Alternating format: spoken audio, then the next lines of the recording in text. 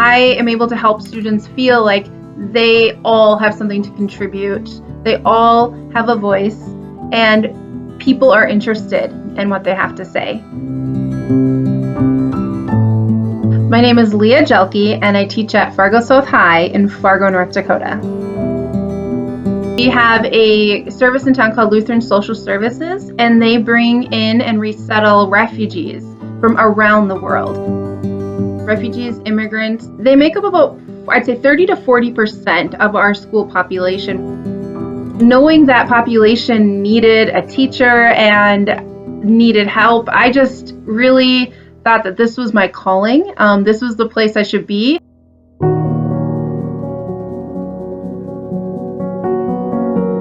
Some of my students have just lived in fear. Just being scared all of the time. And just the act of moving from one country to another can be very traumatic.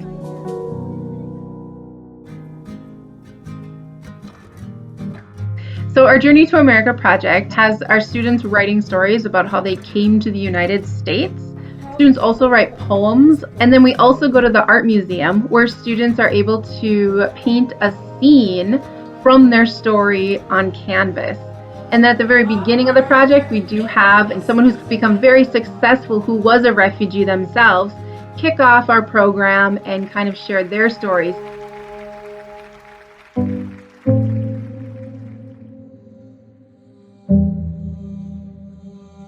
You don't like people like you walking in. Being a refugee was not something I chose. I was living in a place where it was impossible to survive. Know English. I was embarrassed of my culture and my parents' broken English.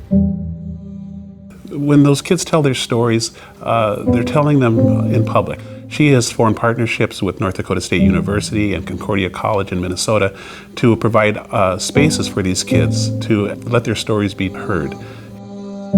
First in the classroom, I think it's really important that we create empathy, and then we work with that to engage the students with their writing, and then through the writing they feel empowered. And so that empowerment is really important because that's where the students are able to then go advocate and make change for themselves.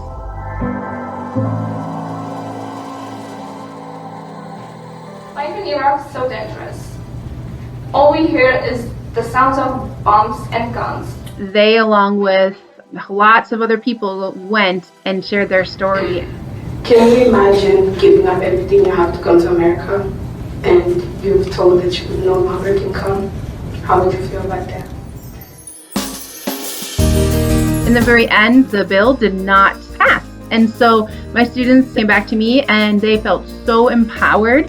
They were surprised that their voice actually mattered. Just being able to show students what they can do, they can do it. As a teacher, you just have to give them the tools to be able to use what they have and really advocate for themselves.